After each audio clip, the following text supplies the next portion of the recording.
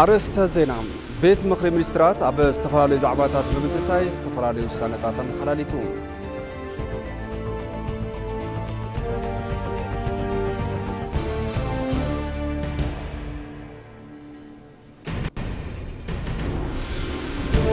أب زوبا جما بمرها قبل تسقاطات ليمات استرخوا مرتي زيقاطات استمتعتنا مقبي نخرقوا عدل كم فترة تقريتهم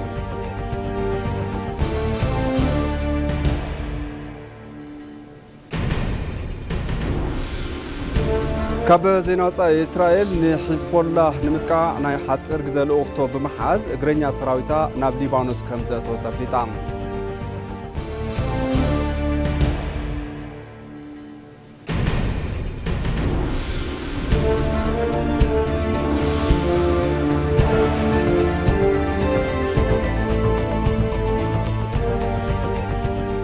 سلام طعنا بالله زخوركم تملكتنا كما يتقنوا نسعة تدالو زيناتات حزنا متينا لنا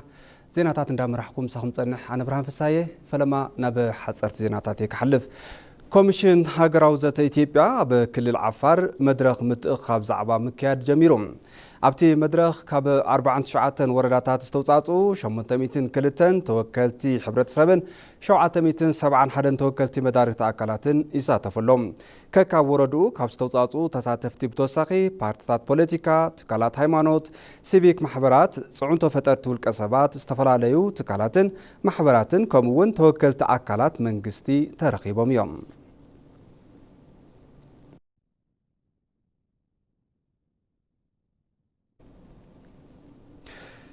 دحر لوطي فلوي تمتهبنا زكايدنا يو ريفورم تكالات صطان دحنتن ኢትዮጵያ ዘይትድፈርን ተኸቢራ ንኽትነብር መሰረት ዘንበረን ይክብሉ በማዕረግ ምክትል ቀዳማይ ሚኒስትር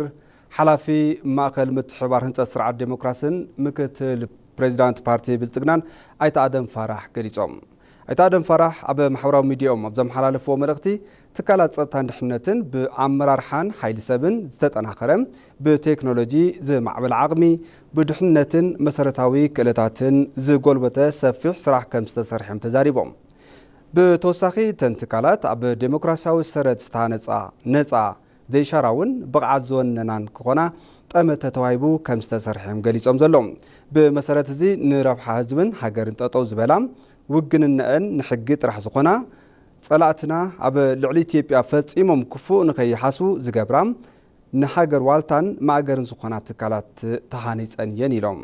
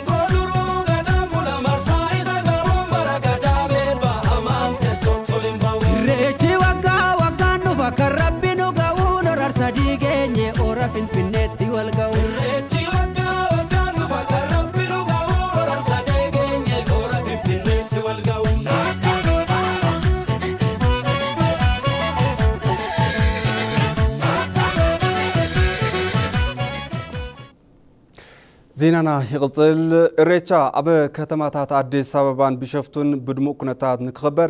أكالات ستا نب سراح كم زعتو تغليزم أكالات ستا نحنتن أكابرا مسكال دمرا جمجيمم دحريتي جمجام أبزهابو مجلسي بستقبرس توادد أوبريشن تبعال نمتعنقاف ستنقص أصوز نبرو عبالات قبر رعدن صنفنيان كوي علامهم كيم زفشل ام غليصم زلوم بمسرت زي مس اطورات كينات بومبن دم بخدان اكلات صتان اب قصر زوعلو اكلات مرمرا يغبرلهم كم زلوم غلاصو كاب بوليس فيدرال زرخبنا حبريتا يردم على تقدم 25 كمون سنبت 26 مسكرم 2017 عام تمرت اب اديس ابان بشفتون زخبروا بعلات خرا فنفنن ሆራ አርሰዲን ኢሬቻ ክብሮም ሓልዮም ንክኽበሩ ብዘመናዊ ቴክኖሎጂ ዝተሓገዘ ሓይሊ ጸጥታ ምውፋሩ ተሓቢሩሎም ስለዝኾነ ኢሬቻ ብድሙቕ ኩነታት ንክኽበር ኣካላት ጸጥታ ናብ ስራሕ ከም ዝኣተዉ ተገሊጹ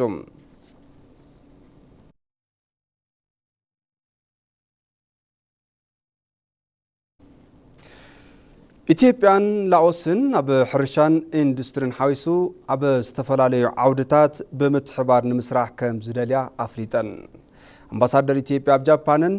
ላኦስን ዳባ ደበሌ ምስ ሚኒስትር ዴታ ሚኒስትር ጉዳያት ወጻኢ ላኦስ ፖክሳይ ካይካምፒቶን ኣብ ክልቲያውን ሓበራውን ጉዳያት ተመልኪቶም ኣብ ዝገበሩ ወዘተ ኢትዮጵያ ሪፎርም ማክሮ ቁጠባ እናሳለጠት ከም እትርከብን ዓውድታት ሕርሻ ኢንዱስትሪን ንግድን ልዑል ውፅኢት እናመዝገበት ከም ዝኾነ ተረዲዮም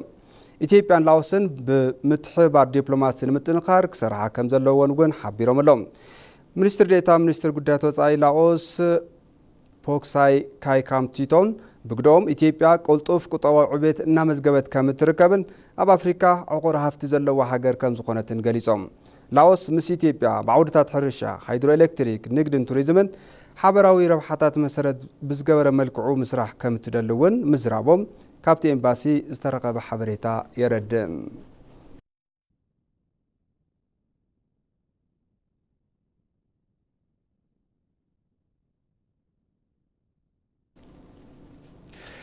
ቢሮ ሕርሻን ሃፍቲ ተፈጥሮን ጊዜያዊ ምምሕዳር ክልል ትግራይ መድረኽ ከተማ ሕርሻ የሳልጠሎም ካብ ኩለን ከተማታት እቲ ክልል ምስ ተውፃፁ ኣማኸርቲ ዞባ ሕርሻ ከንቲባታት ሓለፍቲ ዓውደ ቁጠባ መተሓበርቲ ሕርሻ ከተማ ኣብቲ ዋዕላ ይሳተፉ ምህላዎም ተሓቢሩ ሕርሻ ከተማ ንምርግጋጽ ውሕስና ምግብን ስርዓት ኣመጋግባን ዕድል ስራሕ ንምፍጣርን በዚ የቢልካ ድማ መጠን ድኽነትን ንምንካይ ዓሊሙ ከም ዝስራሕ ተገሊጹሎም ኣብቲ መድረኽ ክልተ መዛተይ ጽሑፋት ዝቐረቡ እንትኸውን ቀንዲ ኣንፈታትን ዕላማ ሕርሻ ከተማን ተሞክሮታት ውሽጢ ዓድን ወፃእን ብዕምቀት ዘርእዩ ምዃኖም እቲ ቢሮ ኣብ ማሕበራዊ ሚድያ ኣብ ዘመሓላለፎ መልእኽቲ ገሊጹ ክብል ኮርፖሬት ብሮድካስቲንግ ፋና ጸብጺቡ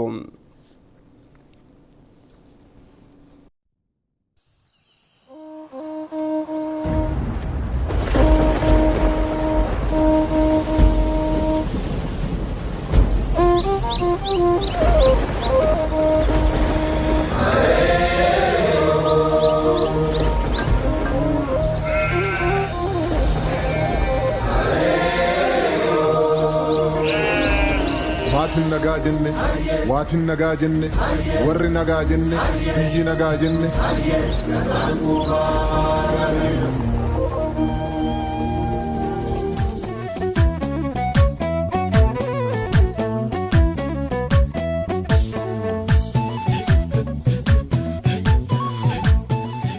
ማዕድ ዜናኹም ትካተሉ ዘለኹም ዝኸበርኩም ተመልከትና ሕዚ ድማ ብዝርዝር ናብ ዝሓዝናዮም ዜና ክሓልፍ ቤት ምኽሪ ሚኒስትራት ኣብ ዝተፈላለዩ ዛዕባታት ብምዝታይ ዝተፈላለዩ ውሳነታት ኣመሓላሊፉ ሰለሞን ታደሰ ዝርዝር ኣለዎ ቤት ምኽሪ ሚኒስትራት ኣብ ዝተፈላለዩ ዛዕባታት ብምዝታይ ዝተፈላለዩ ውሳነታት ኣመሓላሊፉ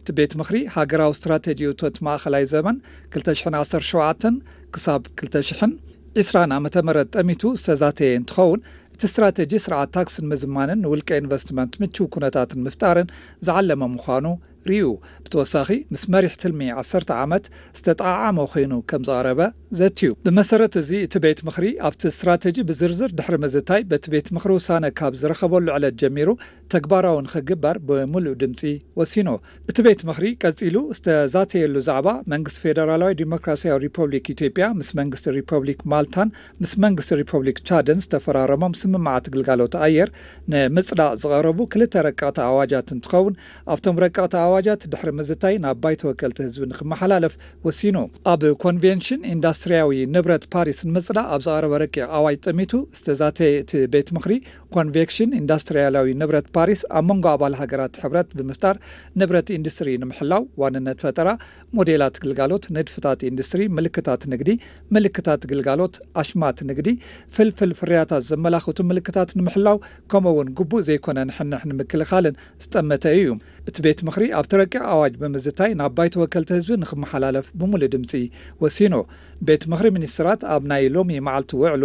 ዓለም ለኸ ምልክታት ምስ ዝምልከቶ ስምምዓት ማድሪድ ዝተዛመደ ፕሮቶኮል ንምጽዳቕ ኣብ ዘውፅኦ ረቂቕ ኣዋጅ ተዛትዩ ምልክታትን ግልጋሎትን ንግዲ ኣብ ውሽጢ ሃገር ካብ ዝግበረሎም ሓለዋ ሓሊፉ ብብርኪ ዓለም ሓለዋ ንኽህልዎም ዘኽእል ፕሮቶኮል ብምዃኑ እቲ ቤት ምኽሪ ኣብቲ ፕሮቶኮል ድሕሪ ምዝታይ ናብ ባይተ ወከልቲ ህዝቢ ንኽመሓላለፍ ብሙሉእ ድምፂ ወሲኑ ኣብ መወዳእታ ድማ ደንቢ ግልጋሎት ኢሚግሬሽንን ዘይግነትን ከምኡውን ኣብ ደንቢ ሰራሕተኛታት ግልጋሎት ኢሚግሬሽንን ዘይግነትን ጠሚቱ ተዛትዩ እቲ ግልጋሎት ቤት ዕዮ ብኣዋጅ ተዋህቦ ተግባርን ሓላፍነትን ንኽዋፃእ ዝተቐላጠፈ ግልጋሎት ንዓማዊል ንምሃብ ከምኡውን ምስ ጻንሒት ፓስፖርት ተታሒዞም ዘለዉ ሕቶታት ንኽፍታሕ ረቂቕ ደንቢ ግልጋሎት ኢሚግሬሽን ዘይግነትን ተሰናድዩ ቀሪቡ ካብዚ ብተወሳኺ ፍሉይ ባህሪ እቲ ግልጋሎት ኣብ ግምት ዘእተወ መተሓዳደር ደንቢ ሰራሕተኛታት ተሰናድዩ ቀሪቡ ቤት ምኽሪ ሚኒስትራት እውን ኣብቶም ረቀቕቲ ደንብታት ብዝርዝር ድሕሪ ምዝታይ እታወታት ብምውሳኽ ኣብ ነጋሪት ጋዜጣ ተሓቲሞም ካብ ዝወፁ ዕለት ጀሚሩ ተግባራዊ ንኽግበሩ ብሙሉእ ድምፂ ወሲኑ ኣብ ክልል ቤንሻንጉል ጉሙዝ 65,000 ንዝኾኑ መናእሰይቲ ክልል ስልጠና ኮደር ንምሃብ ኮሚቴ ተጣይሹ ናብ ስራሕ ከም ዝተኣተወ ርእሰ ምምሕዳር ኣሻድሊ ሓሰን ገሊፆም ስልጠና ኮደርስ ብዲጂታል ቴክኖሎጂ ፍልጠትን ክእለትን ዘለዎም ዜጋታት ንምፍራይ ዘኽእል ምዃኑ ተሓቢሩሎም ንጸብጻብ ምሓር ኣለሙ ሙሉ ብርሃን ግርማይ ፕሮጀክት ስልጠና ኮደር ወለዶ ትምህርቲ ይርከቡ ምስ ዓለም ይወዳደሩ ብዝብል ሓሳብ ዜጋታት ፍልጠት ቴክኖሎጂኦም ንኽዕብዩን ብብርኪ ዓለሙን ተወዳደርትን ንኾኑ ዝዓለመ እዩ እቲ ፕሮጀክት ኣብ ዝቕጽሉ 3 ዓመታት 5 ሚልዮን ኢትዮጵያውያን ብዌብ ፕሮግራሚንግ ብኣንድሮይድን ብዳታ ሳይንስን ብኣርቲፊሻል ኢንተለጀንስ መሰረታዊ ፍልጠት ዲጂታል ንኽመሃሩ ዘኽእል እዩ ርእሰ ምምሕዳር ክልል ቤንሻንጉል ጉሙዝ ኣሻድሊ ሓሰን እውን ኮደርስ ብዲጂታል ቴክኖሎጂ ፍልጠትን ክእለትን ዘለዎም መናእሰይ ንምፍራይ ዘኽእል ምዃኑ ሓቢሮም ኣብቲ ክልል 65,000 ዝኾኑ መናእሰይ ስልጠና ንምሃብ ኮሚቴ ተጣይሹ ናብ ስራሕ ከም ዝተኣተወ ሓቢሮም እዮም ቤንሻንጉል ጉሙዝ ክልል በዚህ 5 ሚሊዮን ኮደር ውስጥ ወደ 65,000 ክልል ቤንሻንጉል ጉሙዝ ካብቶም 5 ሚልዮን ኮደራት 65,000 ዝኾኑ ካብ ክልልና ዋፂና ስልጠና ክወስዱ ኣመቻችና ኢና ነዚ ዕውት ንምግባር እውን ብምክትል ርእሰ ምምሕዳር ዝምራሕ ኮሚቴ ጣይሽና ብርክ ዝበሉ ስራሕቲ ሰሪሕና ኢና እዚ ኮሚቴ በብሰሙኑ እዚ ዝተተለመ ትልሚ ማለት እውን 65,000 ኮደራት ናብ ትግበራ ንምእታው ኣብ ዝግበር ጻዕሪ የተሓባበርን ምቹ ኩነታት እናፈጠረ እዩ ነይሩ ብሓፈሻ ኣብ ማእኸል ምስ ዘለዉ ኮሚቴ እናተናበቡ ዝዋሃቡ ግብረ መልስታት ናብ ተግባር እናቐየሩ ዘለውሉ ኩነታት እዩ ዘሎ ስልጠና ኮደር ዓለም ኣብ ዝበፅሐትሉ ዲጂታል ቴክኖሎጂ ንምብፃሕ ወሳኒ ከም ዝኾነ ሓቢሮም ዲጂታል ቁጠባ ብብቕዓት ንምምራሕ መሰረት ዘንብር ምዃኑ እውን ኣልዒሎም እዮም ስልጠና ኮደር 5 ሚልዮን ዜጋታት ዲጂታል ቁጠባ ብፍልጠትን ብብቕዓት ዝመርሑ ወለዶ ንምፍጣር ዘኽእል ምዃኑ ገሊጾም እዮም ወጣቶች እንዳጠቃላይ እንደ ሀገርም እንደ ክልልም የነዚህ 5 ሚሊዮን ኮደሮች ትልቅ ጠቀሜታ አለው ማለት ነው ንመናእሰይ ብሓፈሻ ከም ሃገር ኮነ ከም ክልል ስልጠና ኮደር 5 ሚልዮን ዓብዪ ረብሓ ኣለዎ ኣብ ኣርቲፊሻል ኢንተለጀንስ ዲጂታል ቁጠባ ናይ ባዕልና እጃም ምውፋይ ዘይንኽእል ተኾይና ቁጠባና ብኣግባብ መምራሕ ኣይንኽእልን ንመንገዲ ብልጽግናና እውን ዓብዪ ማሕለኻ እዩ ዝኸውን ስለዚ ከም ክልል ቤንሻንጉል ጉሙዝ መናእሰያት ብምስልጣን ብፅሒትና ክንዋፃእ ኢና ኣብቲ ክልል ዝርከቡ ተማሃሮ ካልኣይ ብርኪ ቤት ትምህርትን ተማሃሮ ዩኒቨርሲቲን ከምኡውን ሰራሕተኛታት መንግስትን ካልኦት ድሌት ዘለዎም ኣካላት ነቲ ዝውሃብ ስልጠና ንኽወስዱ ፃውዒት ቀሪቡ እዩ እቲ ስልጠና ትልሚ ዲጂታል ኢትዮጵያ 2025 ጋህዲ ንምግባር ዝለዓለ እጃም ከም ዘለዎ ተሓቢሩ እዩ ኣብ ዞባ ጅማ ብመርሃ ግብሪ ጸጋታት ሌማት ዝተረኸቡ ምህርቲ ዜጋታት ዝተመጣጠነ ምግቢ ንክረኽቡ ዕድል ከም ዝፈጠረ ተገሊጹሎም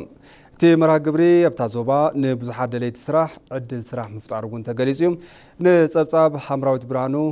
በሪሁ ብርሃነ ነባሪ ዞባ ጅማ ጣብያ መንደራ ዝኾኑ ኣይተ ሳሙኤል ሳህለ ኣብ ምርባሕ ከፍቲ ጻባ ካብ 10 ዓመት ዝዛይድ ተመክሮ ኣለዎ ኣይተ ሳሙኤል ቀስ ብቐስ ካብ ዝነበሮም ካልእ ስራሕ ናብ ምርባሕ ከፍቲ ምስግጋሮም እዮም ዝዛረቡ ያው ቀስ በቀስ ሁሉን ሙያዬን ትቼ ወደዚህ ነው የመጣሁት ከ2003 ጀምረን በ2003 ላይ 2 ላም كل ما جديفة قص بقاس نابزعاتي قلت شحن سلستن قلت لحم نيرانانا يعري نابزي سرح ساعته قلت شحن شمنتن عم تمرتيو حزي على لحم أبزحنا بزحش عقان نابع عداقات أبعا نخنا قربيو حسابنا نباري وردا قرصا زخونه دليل أبا جبل قدم خلت عمت نيرو مس محزوتو تودبو نام مربح درهو زاتو حزي زحشه اتوت اب زرقبلو بركي مبصحون يزارب اولا قاف جمرو برا كمالا ما في كل أسادي كيسة كل تشحن 13 عامة مرات جميرنا يوم حزي لعلي حدش يحتره علوانا متأسسار عداقاون تفتيرو النايو نابي جمع أقارون كالوته كباب تحتنينا نكفافل بزيكاز رخبو كسبي دكايز تمتات أنا مقبي كرخبو خيلم يوم كم مبرهي مكتل حلافيت بيت صحفة حرشا وردا قرصا مسارت كوري لاعل ويدما تبقسو صقاتات ليمات كابز جمر نابزي حبر السب اتا وردا ابت مرها قبري اب صابها مربح درهون مربح انهبن كالوتن بموفار ربحو النابرخه ممصو كابز حليفون زتمطاطنا امغاغبا نخمعبل بايتا انصيفويو مرها قبري صقاتات ليمات اب زوبا جما قدم حزي زنبرو بركت زبلو دليت سرح مناسي دحري لعل صقاتات ليمات كفيح عدل سراح تفتيرلهم ناب سراح موفارهم بصحفة حرشا زوبا جما يقلص አጠቃላይ በሌማት ትሩፋቱ ቢያንስ ከ30 ሺህ በላይ ሴትናውን የሥራ ዕድል አግኝተዋል ማለት ነው በሐፈሻ በጸጋታት ሌማት ለዕሊ 30 ሺህ ነበርቲ ዕድል ስራሕ ረኺቦም እዮም ፍርቁ ዘበናዊ ቆፎ ሰሪሑ ይቅርብ ፍርቁ ድማ አበ መረባህ ንህቢ ተዋፊሩ መዓር ይቅርብ ፍርቁ ድማ መዓር ናበ ተጠቀምቲ ይሸይጥ በኸምዚ ዝተተሓዘ እዩ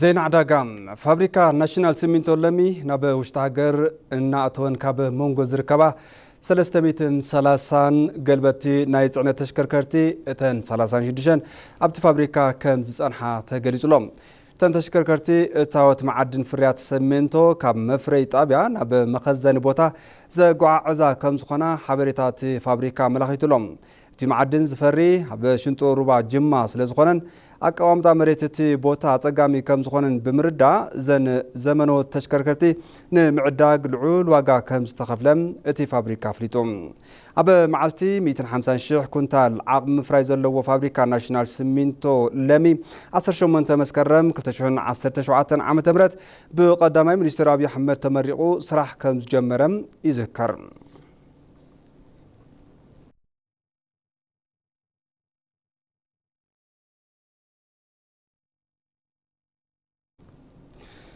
بارك اندستري آدما ب$300 مليون أمريكا كال ايزور مسفح في هنسات نمقبار مدلوات النازا زما كم زخونا قليزوم مكتل مكايد سراحتي بارك اندستري عيتا قرما توفا أبا قدام ايزور استسالتي بارك اندستري أبز حزوان ملو بملو بسبهافتي تتحيزي لهم أبز عمت هنساتو زجمر كالاي معراف هنساتي بارك اندستري أبلولي 120 هكتار مريت زعرف كم زخونه بمحبار ب$300 مليون أمريكا كم زو قندما قليزوم يوم تنسات كاب چاينا قزعات هونان زموصو سب هافتين مجمار أبا مردا كم استبتحن هنسات نمجمار سرعات مدلاو ناتزازم كم زخونه مقلاتهم قلقالو زينا إثيوبيا صيبو لهم